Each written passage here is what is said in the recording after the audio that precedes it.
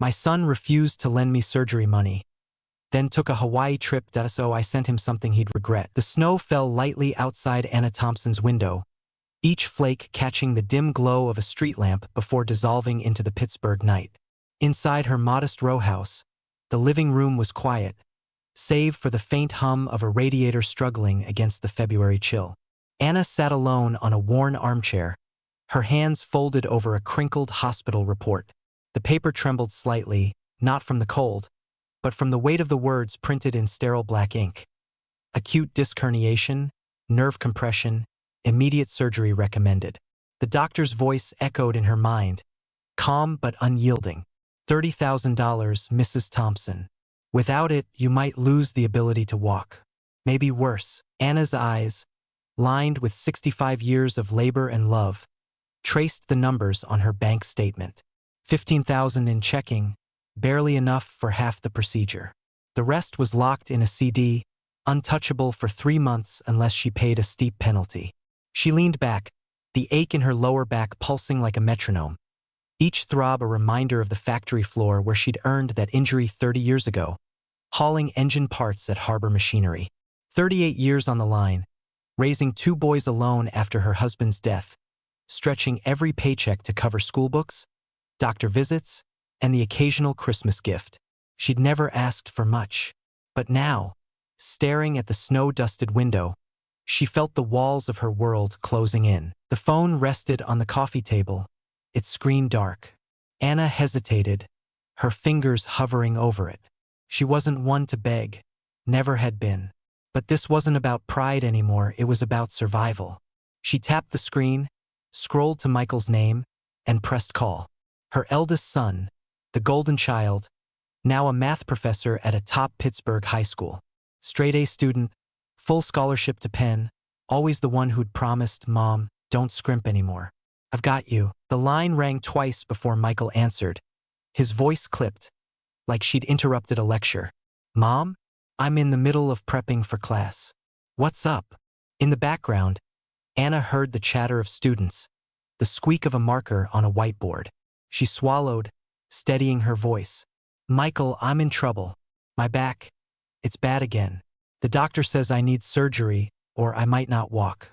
It's $30,000. I got half, but could you loan me 10? I'll pay you back when my CD matures." A pause stretched across the line, heavy and cold. Then Michael let out a short laugh, the kind that stung more than it soothed. "Mom, are you sure they're not scaring you? Hospitals love pushing old folks into surgery for a quick buck. Look, things are tight here.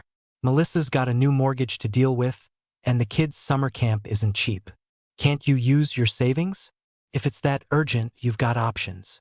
His tone was logical, detached, like he was solving an equation rather than talking to his mother. Anna's grip tightened on the phone, her knuckles paling. "Michael, this isn't like before. The disc is pressing on a nerve. I'm not asking for a gift, just a loan." Another pause, this one sharper. "Mom, I'm not saying I don't care. I'm saying be smart about this. Maybe get a second opinion. I've got to go, staff meeting in 10. The line went dead. Anna stared at the phone, its screen fading to black. The radiator hissed, but the room felt colder than ever. She closed her eyes, memories flooding in. Michael at 16, his asthma flaring, her running barefoot through a winter night to the ER. One shoe mismatched in her panic. James, her younger son, breaking his arm at 12, Anna borrowing money for urgent care, then working 3 overnight shifts to cover it. She'd never called those moments sacrifices. They were just what mothers did. But now, sitting alone with a diagnosis that felt like a ticking clock, she wondered if she'd been wrong to believe her boys would do the same for her. The snow kept falling, blanketing the street outside. Anna's gaze drifted to a photo on the mantel. Her, Michael, and James at Michael's college graduation, all smiles under a bright May sky.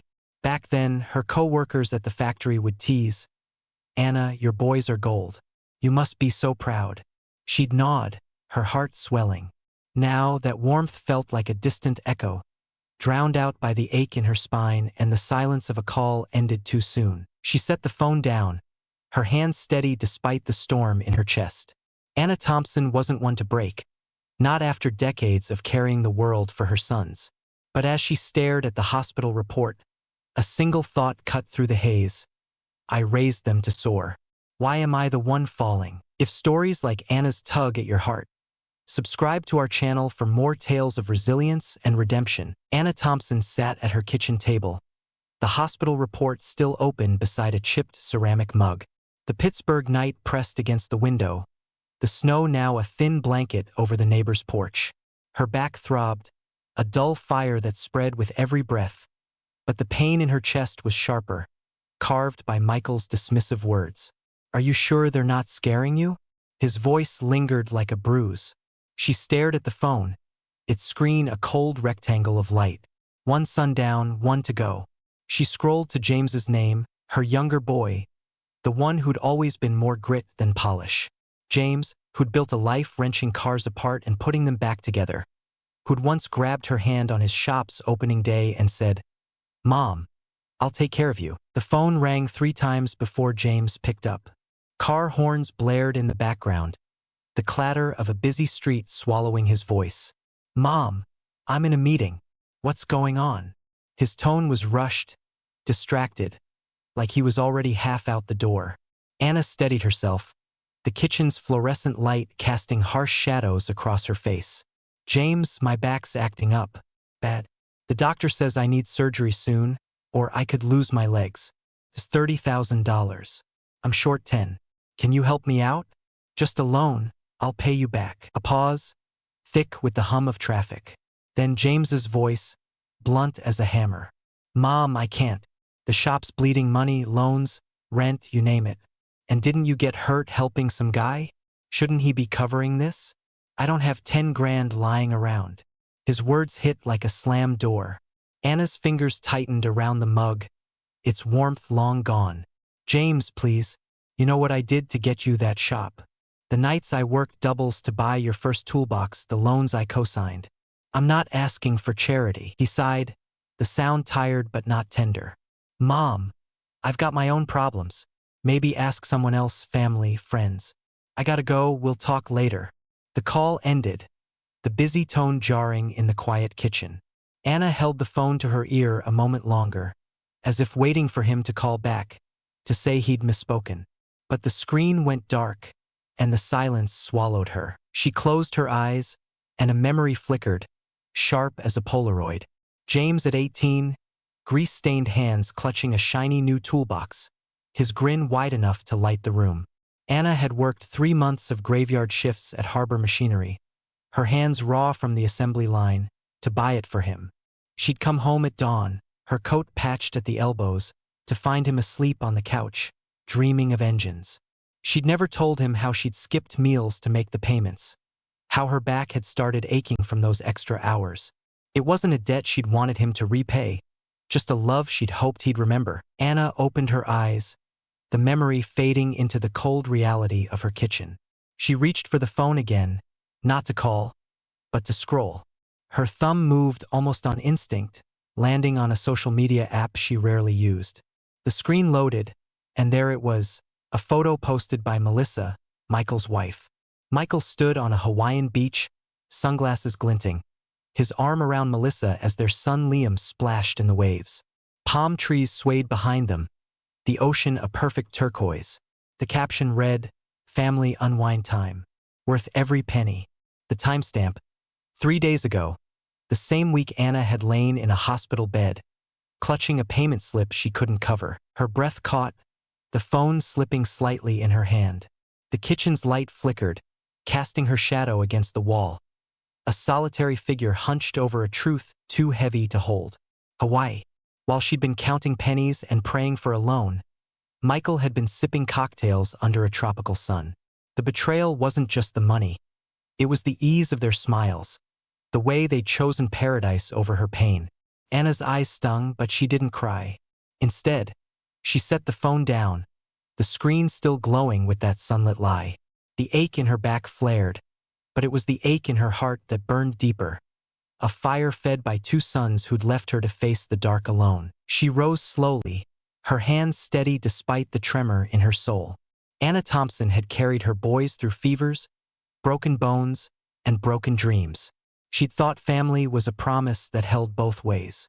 Now, staring at the empty kitchen, she felt like a ship adrift, her anchors cut by the very hands she'd raised.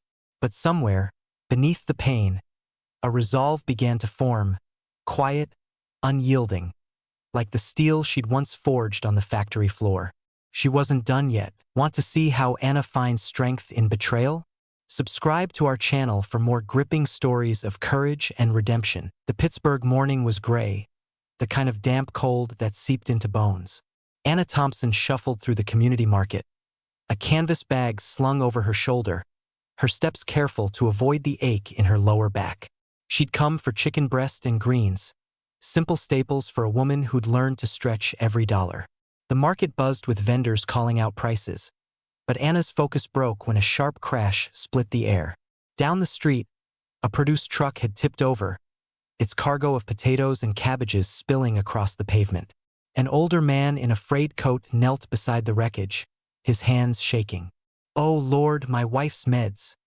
It's all ruined." Anna didn't think. She dropped her bag and hurried over, ignoring the twinge in her spine. "Sir, let me help." She knelt, gathering vegetables into crates alongside a handful of strangers. The man clutched her arm, his eyes wet with gratitude. "Thank you, ma'am. You're a blessing." Anna waved it off, but as she stood, a bolt of pain shot through her back, white-hot and merciless. Her legs buckled, and she crumpled against the curb, the world tilting into a blur of shouts and concerned faces. Someone called for an ambulance, and Anna, gasping, could only clutch her phone as the market faded to black. In the hospital, the sterile white light burned her eyes.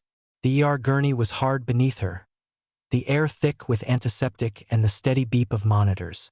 The doctor, a young woman with a clipped voice, delivered the verdict. "Mrs. Thompson, your disc herniation's worsened. The nerve compression is critical now. Surgery is your only option, $35,000, including rehab. Delay, and you could be bedridden." Anna nodded, her palm cold around the payment slip. Her savings wouldn't cover it, not without breaking her CD early.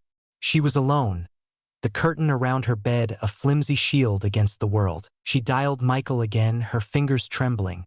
The hospital's hum faded as the line rang. He answered on the fourth ring, his voice edged with irritation. "Mom, I'm with my students. We're in the middle of an activity." "What's wrong now?" Anna's throat tightened, but she forced the words out. "Michael, I'm in the hospital. I hurt my back worse helping someone. The doctor says I need surgery now, or I'll lose everything. Please, I need 10,000. I'm begging you." A scoff came through the line, sharp as a blade. "Mom, you got hurt playing hero? Look, I told you to get a second opinion. This sounds like another hospital scam. I'm swamped, classroom supplies, tenure reviews. I can't just drop everything. Maybe call James, he's got that shop." Anna's voice cracked, barely above a whisper. "Michael, this is real. Why won't you believe me?" He sighed, impatient. "I'll call you later, okay? Just don't do anything rash." The call ended, and Anna let the phone slip onto the blanket, her eyes fixed on the ceiling tiles. Memories surged, unbidden. A winter night, 20 years ago, Michael feverish at 6, his small body burning in her arms. Anna had bundled him in a quilt, the Pittsburgh snow stinging her face as she ran to the car, her breath clouding in the dark. She'd driven through a blizzard, one hand on the wheel, the other stroking his hair, whispering, "Mama's here, baby." At the hospital, she'd stayed by his side, skipping shifts at the factory, her back already aching from years on the line. She'd never asked for thanks, only hoped he'd remember her love when she needed his. Now, the hospital room felt like a tomb, its silence louder than the monitors. Anna's gaze drifted to the next bed, where a woman her age laughed softly with her daughter, their hands clasped. The sight pierced her, not with jealousy, but with a hollow realization. She had sons, a home, a pension, yet she was as alone as if she had nothing. The pain in her back was nothing compared to the weight of that truth. Then, a shadow crossed the curtain. A gruff voice called her name. "Anna? You in there?" Tom Simmons, her old co-worker from Harbor Machinery, stepped into the room, a plastic bag of apples in his hand. His face, weathered by decades on the factory floor, softened at the sight of her. "Heard you took a fall at the market. Brought you some fruit. My wife's been baking, says you need to eat." Anna blinked, a flicker of warmth breaking through her fog. "Tom, you didn't have to." He waved her off, pulling up a chair. "Shut it, Thompson. You helped me when my Mary was sick. I don't forget." Tom stayed, his presence steady, like the hum of the machines they'd once worked side by side. He didn't ask for details or offer empty promises. Just sat, peeling an apple with a pocket knife, his stories of the old shop filling the sterile air. For the first time in days, Anna felt seen not as a burden, but as a person. As Tom handed her a slice, she realized something. Family wasn't always blood. Sometimes it was the one who showed up when no one else did. Join us to witness Anna's journey from heartbreak to hope. Subscribe now for more unforgettable stories. The hospital room was a cocoon of white, its walls swallowing sound except for the rhythmic beep of a heart monitor. Anna Thompson lay propped on the gurney, her face pale under the harsh fluorescent lights. The pain in her back had dulled under medication, but it lingered like a shadow, a constant reminder of the surgery looming just days away. $35,000. The number pulsed in her mind, as unyielding as the sterile air around her. Her savings, depleted and tied up, offered no lifeline. She'd spent a lifetime building a safety net for her boys, Michael and James, only to find herself dangling over an abyss they refused to see. Anna's phone buzzed on the bedside table, a notification from her bank. She hesitated, her fingers stiff as she opened the app. The screen loaded, and there it was, a new deposit of $30,000, labeled simply T. Simmons. Her breath caught, a tremor running through her hands. Tom, the gruff, steady man who'd brought apples and stories to her bedside, had just handed her a second chance at life. Gratitude flooded her chest, warm and overwhelming, but it tangled with something sharper, shame. Shame that she'd needed to lean on a friend, not her sons. Shame that the weight of her survival had fallen to someone who owed her nothing.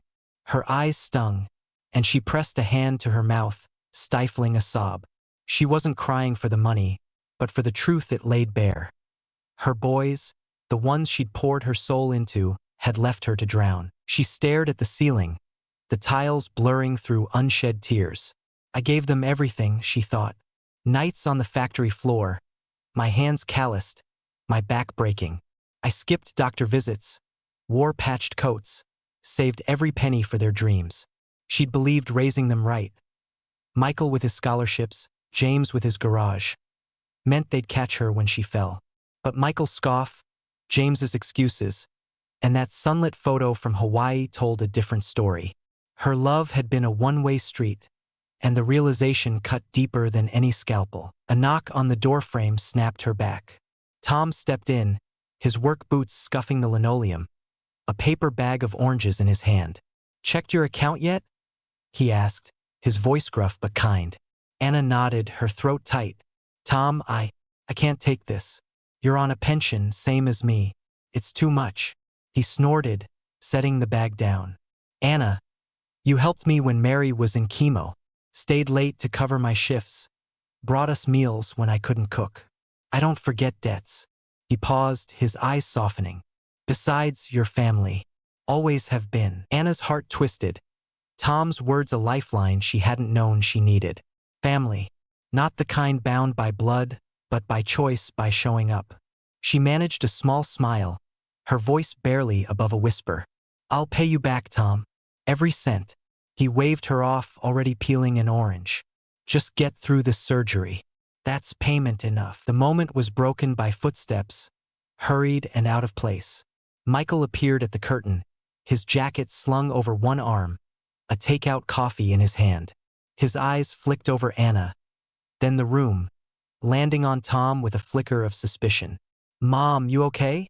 he asked, but his tone was perfunctory, like checking a box. Anna sat up, wincing. "I'm here, aren't I? Surgery's scheduled. Thanks to Tom." Michael's brow furrowed. "Tom? You're taking money from him? "Mom, you sure this hospital's legit? I read about scams targeting seniors. Maybe we should get you transferred." Anna's jaw tightened, her patience fraying like an old rope. "Michael, this is the hospital I've always gone to. The doctor's not scamming me. I need this surgery, and Tom stepped up when you wouldn't." Michael bristled, setting his coffee down. "I'm not saying I don't care. I'm saying be careful. I've got responsibilities, Melissa, Liam, tenure. You can't expect me to drop everything." His words were a mirror of their last call, each one a nail in the coffin of Anna's hopes. She looked at him, her golden boy, now a stranger in a pressed shirt. "Michael, I never asked you to drop everything. I asked for help, for trust." Her voice was steady, but it carried the weight of a lifetime. "You think I'm a burden. You think this is about money. It's not. It's about remembering who I am to you." Michael opened his mouth, then closed it, his face flushed. He stayed less than 10 minutes, muttering about a staff meeting before slipping out, leaving only the faint scent of coffee behind. Anna leaned back, the monitor's beep filling the silence. Tom handed her an orange slice, his presence a quiet anchor. She took it, the citrus sharp on her tongue, and let the truth settle in her bones. She'd spent decades believing her sons were her legacy, her safety net. But they'd built their lives on her sacrifices and walked away when she needed them. Tom, with his oranges and his unwavering loyalty, had shown her what family could mean. As she chewed, a resolve hardened within her. Not anger, but clarity. She wasn't done living, and she wouldn't beg for love that wasn't freely given. The Pittsburgh spring crept in slowly, a faint warmth breaking through the gray as Anna Thompson returned to her row house. The hospital was behind her, the surgery a success, but her steps were cautious, each one a negotiation with a body still mending. The living room smelled of dust and memory, its faded curtains catching the soft light of late April. Anna eased into her armchair, a walker parked beside her, its metal frame a stark reminder of the fragility she'd fought to overcome. Her back, stitched and scarred, no longer screamed with pain, but the ache in her heart was less forgiving, fed by the silence of her sons. Her phone buzzed, a message from Michael lighting up the screen. "How you feeling today, Mom?" The words were hollow, a formality typed from a distance. Anna stared at them, her thumb hovering, but didn't reply. Another buzz followed, this time from James. "Heard you're home. You good?" No calls, no visits, just these fleeting texts, like weather updates from strangers. She set the phone down, its glow fading against the worn wood of the coffee table. She'd spent weeks in the hospital, then rehab, waiting for a sign they cared. A knock, a voice, anything. But Michael and James had stayed absent, their lives too full to include her. Anna's gaze drifted to the mantel, where a photo of her boys smiled back, frozen in a moment when love felt certain. She'd raised them alone, her husband gone before they could tie their shoes. Nights at harbor machinery, the clatter of steel drowning her exhaustion, had paid for Michael's textbooks and James's tools. She'd thought those sacrifices wove a bond that couldn't break. Now she saw the truth. She'd given them wings, but they'd flown too far to look back. The word family tasted bitter, its meaning unraveling with every unanswered call. Yet, in that unraveling, a new definition took shape, built on the steady presence of Tom Simmons, the friend who'd never let her fall. Rehab had been grueling, a slow dance of pain and persistence. Tom had been there, pushing her wheelchair through the clinic's linoleum halls, his gruff voice cutting through her frustration. "Come on, Thompson, you've lifted engine parts heavier than this," he teased, adjusting her grip on the parallel bars. One afternoon, as sunlight streamed through the clinic windows, he'd pulled out a thermos of coffee, pouring her a cup while recounting a story from their factory days. How Anna had once fixed a jammed conveyor belt with a hairpin, saving the shift. She'd laughed, the sound foreign but freeing, and for a moment, the weight of her son's absence lifted. Tom wasn't blood, but he was there, his loyalty a quiet promise that needed no words. Back in her living room, Anna reached for a notepad, her hands steadier than they'd been in months. Her 65th birthday was approaching, a milestone she'd once imagined celebrating with her boys around the table, Liam's laughter filling the house. The image stung, but she pushed it aside. Instead, she wrote 3 invitations by hand, the pen scratching against the paper with deliberate care. One for Michael and his family, one for James and Jenna, one for Tom. She sealed them, her fingers lingering on the envelopes, each one a question she wasn't sure she wanted answered. Would they come? Would they see her, not as a problem to solve, but as the woman who'd given them everything? She stood, leaning on the walker, and shuffled to the kitchen. The old wooden box on the closet shelf caught her eye, its deep brown surface untouched for years. It wasn't for jewelry or keepsakes. It held something heavier, a last resort she'd saved from her factory days. Anna didn't open it, not yet, but its presence felt like a pulse, a reminder that she still had choices. She'd spent her life believing family was her anchor, her sons her legacy. Now, as she prepared for a birthday that might change everything, she wondered if family was less about who you raised and more about who stayed. The invitations sat on the table, their edges catching the fading light. Anna's heart was a battlefield, hope warring with hurt, love tangled with resolve. She didn't know what the day would bring, but one thing was clear. She was done waiting for her sons to remember her worth. Tom had shown her what it meant to be seen, and that was a gift she wouldn't squander. As the Pittsburgh dusk settled outside, Anna sat back, the walker at her side, and let a quiet strength take root. Her story wasn't over, and she'd write the next chapter on her own terms. The dining room of Anna Thompson's Pittsburgh row house glowed under the soft flicker of a chandelier, its light casting long shadows across the table. The air smelled of roasted chicken and fresh bread, a meal Jenna had insisted on preparing for Anna's 65th birthday. Plates clinked, voices murmured, but the warmth of the occasion felt fragile, like a glass teetering on the edge of a shelf. Anna sat at the head of the table, her walker folded in the corner, her posture steady despite the faint ache in her spine. Across from her, Michael and Melissa sat stiffly, their smiles practiced. James and Jenna were quieter, their eyes darting to Anna as if searching for cues. Tom Simmons, ever the anchor, sat at the end, his weathered hands folded, his presence a silent reassurance. The conversation was polite, strained. Melissa complained about her bank's new policies, Michael ranted about tenure politics, and James mentioned a new tool at his garage. Anna listened, her fork moving mechanically, her face a mask of calm. But beneath it, a storm churned.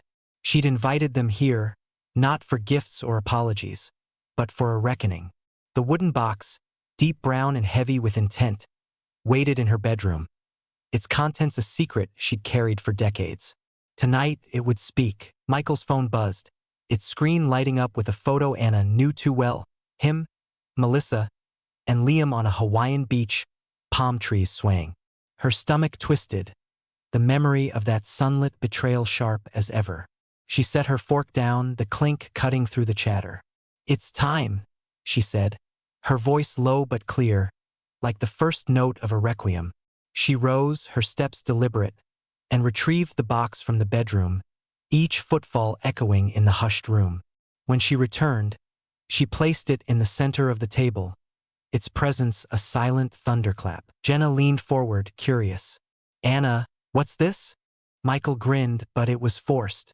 "Don't tell me you've been hiding cash all these years, Mom." Anna's hand rested on the box, her eyes sweeping the faces before her. Sons she'd raised, daughters-in-law she'd welcomed, a friend who'd never wavered. "This box," she began, her voice steady but laced with steel, "has been with me for 20 years. Tonight, I'm opening it, not as your mother, but as Anna Thompson, a woman who's learned what family really means." She opened the lid, revealing 2 stacks of cash, an old passbook, and a yellowed sheet of stationery. The room froze, the air thick with anticipation. Anna's gaze locked on Michael, then James. "I raised you alone. From your first steps to your graduations, I gave you everything. My time, my health, my heart. When my back gave out, when I needed you, I thought you'd remember. But you didn't." Her voice trembled, not with weakness, but with the weight of truth. Michael, you called me a scam victim while you sipped cocktails in Hawaii. James, you said your shop was broke, but I saw your ledger, thousands in deposits. You both had time for vacations, for new tools, but not for me. Michael's face flushed, his fists clenching. Mom, that's unfair. We have lives, bills, kids. You can't guilt us like this. James stared at the table, his ears red, silent but shrinking under her words. Melissa clutched a napkin, her eyes darting to Michael for rescue. Anna ignored them, turning to Tom. When I had nothing, Tom gave me $30,000. No questions, no conditions. He visited, brought fruit, sat with me. He's not blood, but he's family. You two taught me that blood doesn't guarantee love. She lifted the stationery, her voice unwavering. This is my will. Half my estate goes to Tom, in gratitude. The rest is for my care. You, Michael, James, you get nothing. It's signed, notarized, final. The words landed like a gavel, shattering the room's fragile pretense. Michael shot to his feet, his voice shrill. Mom, you're punishing us. We're your sons. You can't give everything to him. James finally spoke, his voice hoarse. Mom, I messed up. I was scared. Let me fix it. He fumbled for his wallet, pulling out a check. 10,000. Take it, please. Anna shook her head, a sad smile flickering. It's not about money, James. It's about trust. I gave you my life and you gave me excuses. Tom gave me hope. She closed the box, the sound final, and stood. I'm moving to Greenhaven Retirement Community with Tom. It's peaceful, with gardens and friends who don't see me as a burden. You don't need to call, to visit, to remember my birthday. I'm done waiting. Melissa's sob broke the silence, choked and raw. Michael called out, Mom, please, his voice cracking. But Anna didn't turn back. She walked to the door, the hardwood creaking under her steps, and stepped into the hallway. The Pittsburgh night was cool, the stars sharp above. Tom followed, his hand brushing hers, a silent vow. Anna's heart ached, but it was lighter, unburdened by expectations she'd carried too long. She'd given her sons a final chance, and they'd missed it. Now, she'd write her own ending, surrounded by those who chose her. The Pittsburgh summer draped Anna Thompson's old row house in a heavy stillness, the air thick with dust and memories. Michael stood in the living room, his tie loosened, his hands trembling as he sifted through a cardboard box of keepsakes. Anna had moved to Greenhaven weeks ago, leaving the house to gather shadows. He'd come to retrieve a photo album, something to show Liam, but his fingers brushed against a small envelope tucked beneath a stack of utility bills. The paper was yellowed, the ink faded, addressed to Anna in his father's jagged handwriting. Michael's breath hitched. His father, gone since he was 5, was a ghost he barely knew. A man Anna had always described as complicated but loving. He tore the envelope open, guilt prickling his skin. The letter was brief, its words a blade. Anna, I'm sorry. I never meant for you to find out about her. I'm leaving because I can't face you, not after what I've done. There's money in the safe, use it for the boys. Don't tell them. They deserve a father who's more than a coward. Michael's knees buckled, and he sank onto the couch, the paper crumpling in his fist. His father hadn't just died young. He'd betrayed Anna, abandoned her with 2 boys and a factory job, and she'd carried that secret to spare them shame. The weight of her silence crashed over him, each word a mirror to his own failures. Anna had shielded him from one betrayal, only for him to repay her with another. His mind raced back to her birthday, the wooden box on the table, her voice cutting through the room like a storm. You taught me that blood doesn't guarantee love. He'd argued, deflected, but now, clutching the letter, he saw her clearly. Not just as his mother, but as a woman who'd borne more than he'd ever imagined. The Hawaii trip, his dismissive calls, the way he doubted her pain. It wasn't just neglect. It was a betrayal, layered atop the one she'd already survived. Tears burned his eyes, and he whispered to the empty room, Mom, I'm so sorry. Driven by a desperate need to make things right, Michael drove to Greenhaven, the letter folded in his pocket. The retirement community was a haven of green, its gardens blooming with roses and lavender, residents chatting on benches under a late afternoon sun. Anna was in the garden, kneeling beside a flower bed, her hands in the soil, a sun hat tilted over her brow. Tom stood nearby, watering cans in hand, their easy rhythm a testament to a bond forged in loyalty. Michael approached, his throat tight, the letter a weight against his chest. "Mom," he called softly. Anna looked up, her eyes narrowing, but she didn't stand. "Michael, what brings you here?" Her voice was calm, but it carried an edge, a boundary he'd never crossed. He knelt beside her, pulling out the letter. "I found this, Dad's letter. I know what he did, how he hurt you, and I know I've hurt you too. I was selfish, stupid. I should have been there." His voice broke, tears spilling. "Please, let me make it right. I can help now, money, anything.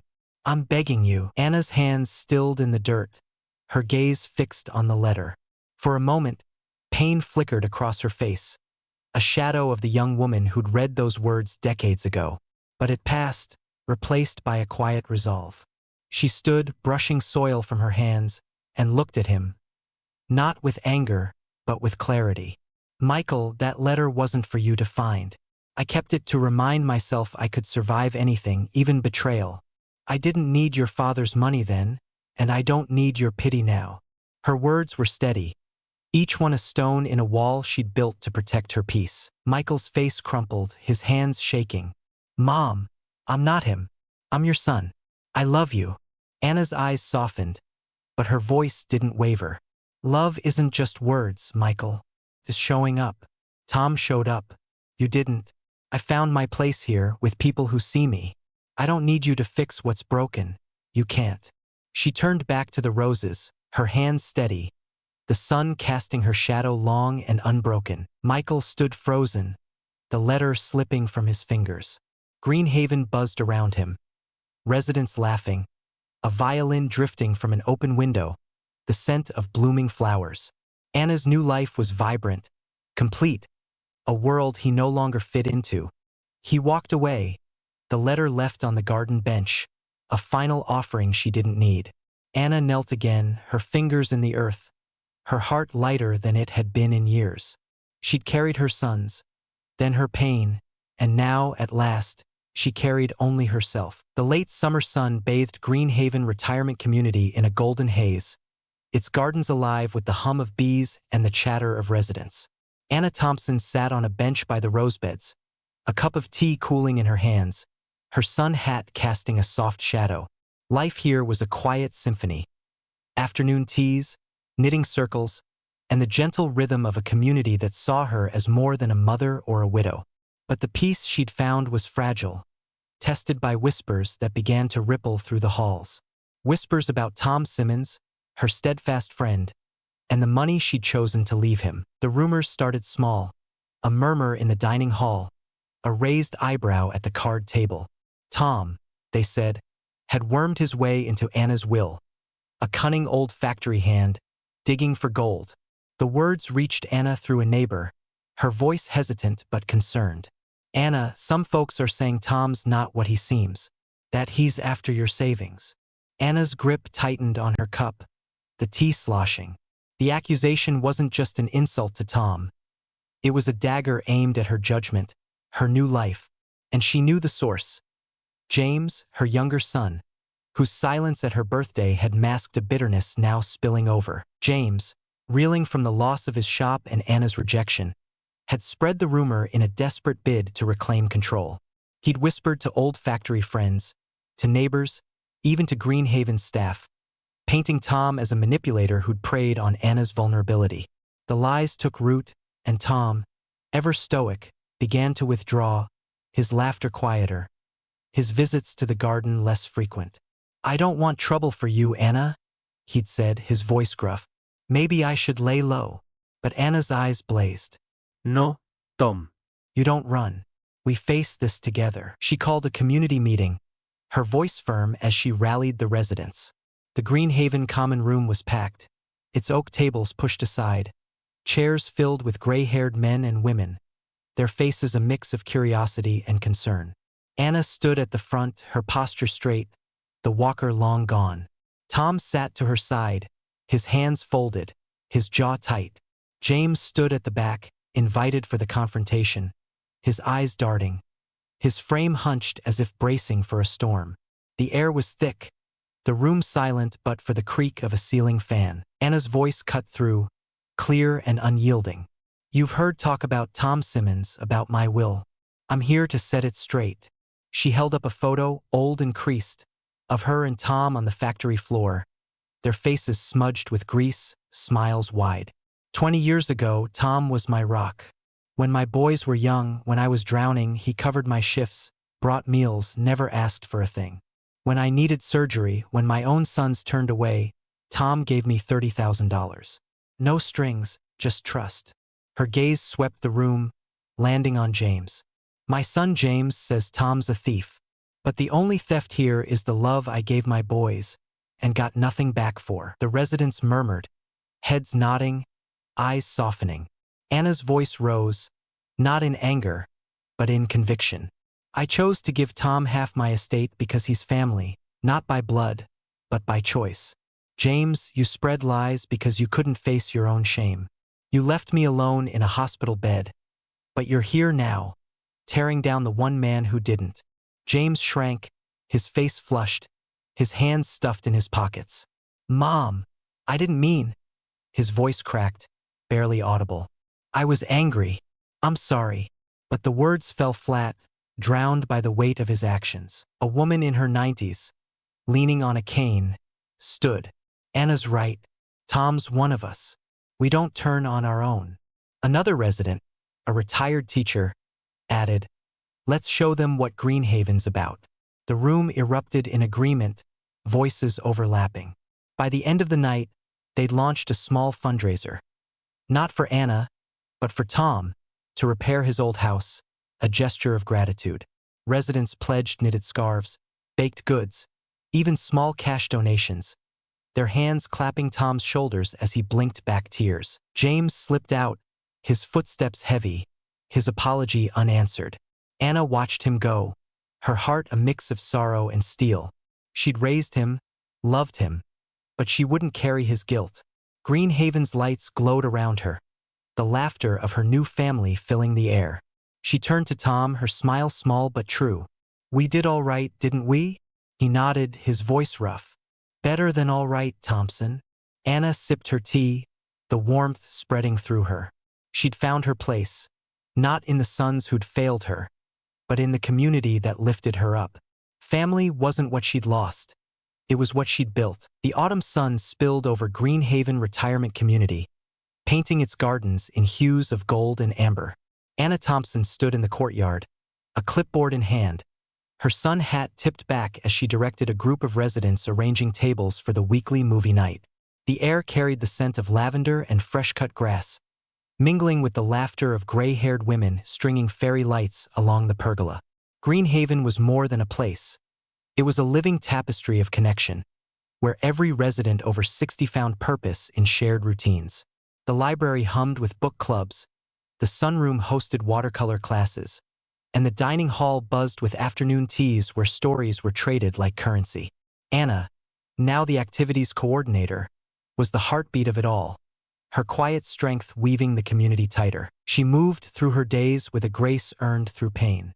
Mornings began in the garden, her hands in the soil, coaxing roses to bloom alongside neighbors who called her by name. Afternoons were for planning, craft fairs, guest lectures, or holiday fundraisers that filled the common room with chatter. Evenings often ended in the theater nook, where Anna introduced classic films, her introductions peppered with factory anecdotes that drew laughter from the crowd. A resident once called her the pine tree in winter, steady even in the wind, and the nickname stuck, whispered with affection. Greenhaven wasn't just a home. It was Anna's reclamation, a life rebuilt on her terms. Her phone, tucked in her apron pocket, buzzed occasionally with messages she no longer rushed to check.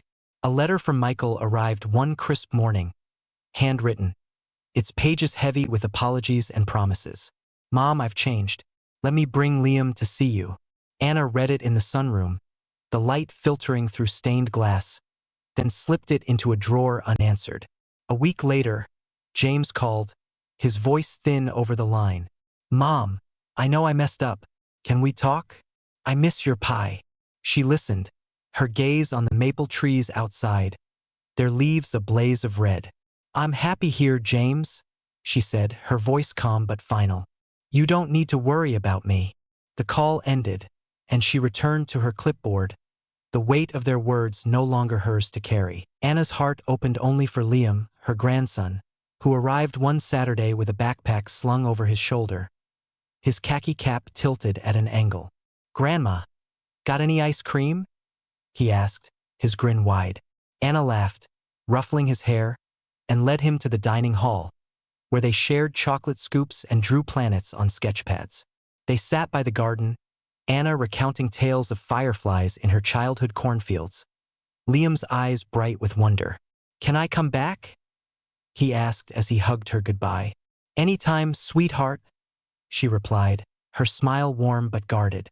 To Michael, she texted a single line, "Liam's welcome." "You're not." The boundary was clear, a line drawn in the soil of her new life. Michael's world, meanwhile, was unraveling. The letter from his father had cracked something open, and Anna's rejection sealed it. His tenured dreams collapsed under new leadership, his reputation tarnished by arrogance and a fudged research record. Melissa faced layoffs, their savings drained, forcing Liam out of piano lessons. Michael stood in his empty classroom one evening, the chalk dust settling, and saw his mother's face. Not the frail woman he'd dismissed, but the warrior who'd carried him through blizzards. Shame wasn't a feeling. It was a weight, heavy and unrelenting. He left academia, taking a job at a nonprofit counseling center, teaching high schoolers about accountability. "Love is showing up," he told them, his voice raw. "Don't wait until it's too late." Anna, unaware of Michael's transformation, thrived in Greenhaven's embrace. She organized a Christmas fundraiser, tables laden with pies and scarves, the event covered by a local paper. Tom joined her, his laughter like shingles falling, their partnership a quiet dance of trust. One evening, they sat on a balcony, mugs of cider in hand, the stars sharp above. "Miss them?" Tom asked, his voice soft. Anna sipped, her eyes on the horizon. "I miss who I thought they were." Tom raised his mug, tapping hers. "To the woman who let go." Anna smiled, clinking back. "Cheers." Her life was full, not of what she'd lost, but of what she'd gained. Greenhaven's residents weren't just neighbors. They were her chosen family, their voices a chorus of support. Anna no longer said, "I don't want to trouble my kids." She said, "I don't owe anyone anything." And in that truth, she found freedom. Her days a testament to a woman who'd stopped waiting and started living. Snowflakes danced in the Pittsburgh twilight, settling softly on the gardens of Greenhaven Retirement Community. The courtyard glowed with strings of fairy lights, their warm amber light reflecting off the fresh snow. Tables lined the space, draped in red and green cloth, laden with apple pies, knitted scarves, and handmade ornaments. A winter festival Anna Thompson had spent weeks orchestrating. Residents bustled about, their laughter mingling with the strains of a violin quartet playing carols. Anna stood at the heart of it, her coat dusted with snow, her eyes bright as she greeted neighbors and handed out mugs of hot cider. Greenhaven wasn't just her home. It was her canvas, each event a brushstroke of connection and purpose. The festival was her biggest yet, a fundraiser for seniors needing medical care. Anna, now a beloved activities coordinator, had rallied the community with a quiet fire. She'd coordinated bakers, crafters, and even a local reporter who wandered the grounds, scribbling notes. A gray-haired woman, her cane tapping the snow, approached Anna, her voice trembling. "Ms. Thompson, you've given us more than events. You've given us family." The crowd murmured agreement, and a resident raised a glass, shouting, "To Anna, our pine tree in winter." Applause erupted, warm and unscripted, and Anna's smile, though modest, carried the weight of a life reclaimed. As the evening wound down, Anna slipped away to the balcony overlooking the gardens. Tom Simmons joined her, his work boots crunching the snow, 2 mugs of cider in his hands. The stars glittered above, sharp against the night. "You outdid yourself, Thompson," he said, his voice rough but fond, handing her a mug. Anna sipped, the cinnamon warm on her tongue. "Couldn't have done it without you, Tom." He chuckled, his breath clouding in the cold. "What's next? You gonna run for mayor?" She laughed, a sound free of the burdens she'd once carried. "Maybe just more roses, and a quiet winter." They clinked mugs, their silence a language built on decades of trust. Anna's thoughts drifted, not to the sons who'd faded from her life, but to the journey that brought her here. She'd spent years believing family was a debt repaid in love, that her sacrifices for Michael and James would bind them to her. But their absence, their excuses, had taught her otherwise. Greenhaven, with its gardens and laughter, had shown her that family was chosen, not owed. She no longer woke wondering if her boys would call. She woke to plant, to plan, to live. Her heart, once heavy with expectation, was light, filled with the voices of those who saw her, truly saw her. Michael and James, meanwhile, faced their own winters. Michael's academic career had crumbled, his arrogance costing him tenure. He taught now at a nonprofit, his seminars on accountability a quiet penance. Money was tight, Melissa's bank job gone, their home a shadow of its former comfort. Yet, in the quiet of his classroom, Michael found purpose, his mother's strength a lesson etched in his failures. James had drifted further, his auto shop bankrupt, his days spent under fluorescent lights at a chain repair shop in a new city. He'd changed his number, but not his habit of running when life pressed too hard. Neither reached for Anna anymore, their letters unanswered, their calls silenced by her peace. Michael stood outside Greenhaven one evening, the festival's lights glowing in the distance. He'd come to drop off a drawing from Liam, a small offering he knew Anna would accept. Through the gate, he saw her laughing with Tom, her face alight with a joy he'd never given her. The letter from his father, the Hawaii photo, her birthday rebuke. They haunted him not as guilt, but as truth. Anna wasn't the frail mother he'd dismissed.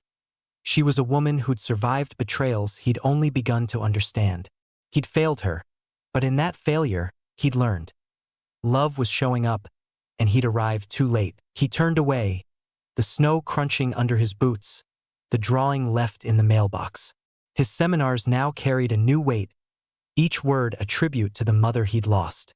"Don't wait to show up," he told his students, his voice steady. "You might not get another chance." Back at Greenhaven, Anna stood in the courtyard, the festival winding down, the snow falling thicker. She looked at the stars, her breath a soft cloud, and felt whole. She'd let go of the fantasy of family and found something real. Community, purpose, herself. The Pittsburgh autumn of 2026 wrapped Greenhaven Retirement Community in a tapestry of crimson and gold, the maple trees ablaze against a sky so blue it seemed to hum. Anna Thompson stood in the courtyard, her scarf fluttering in the breeze, as she surveyed the preparations for Greenhaven's first autumn art fair.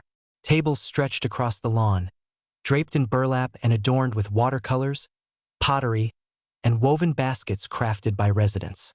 A banner fluttered above, its hand-painted letters proclaiming art from the heart.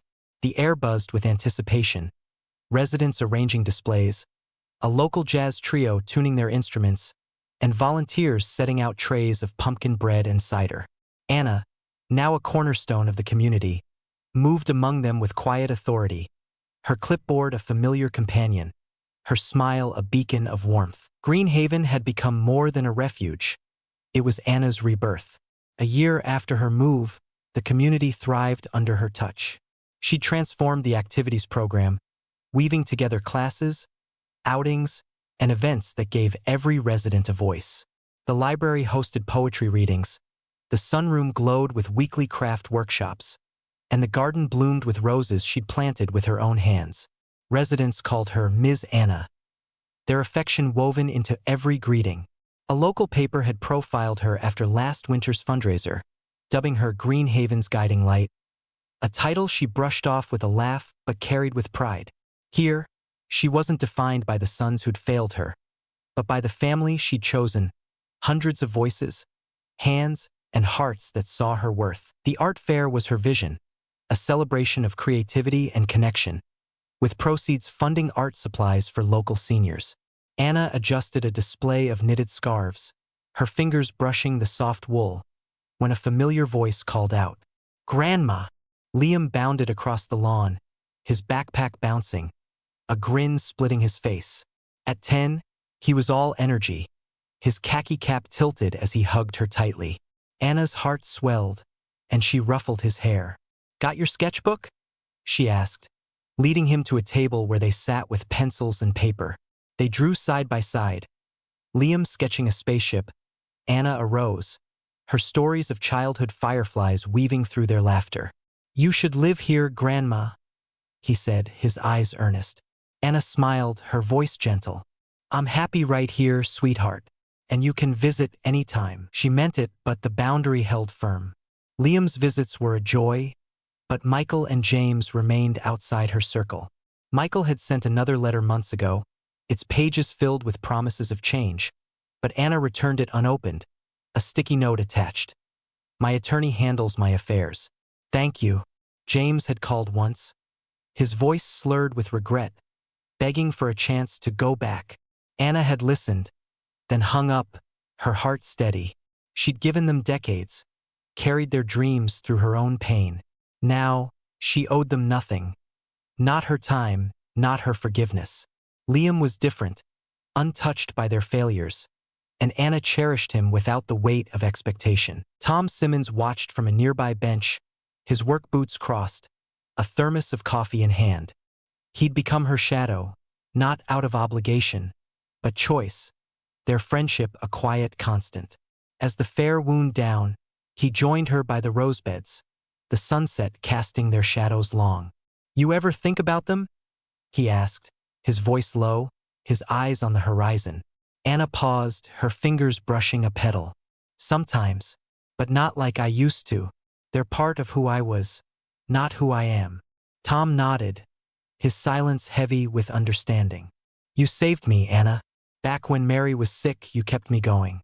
This," he gestured to the fair, the community, "it's you paying it forward." Anna's eyes softened, her voice barely above a whisper. "You saved me too, Tom.